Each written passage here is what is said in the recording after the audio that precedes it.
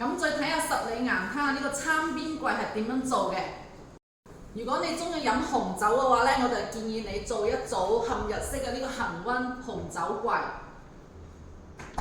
咁我哋呢個餐邊櫃呢，做到好有特色嘅呢，就係我哋呢度做咗一個可以旋轉嘅餐台嘅。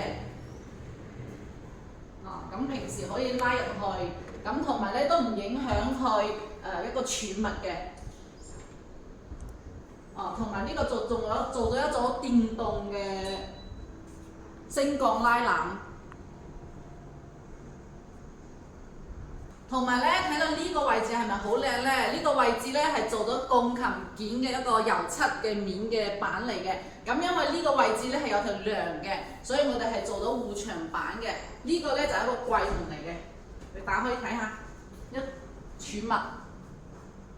再行過嚟咧，呢個就係我哋一個洗手台嘅位置啦。平時喺度洗手睇住窗邊嘅風景咧，真係好享受㗎。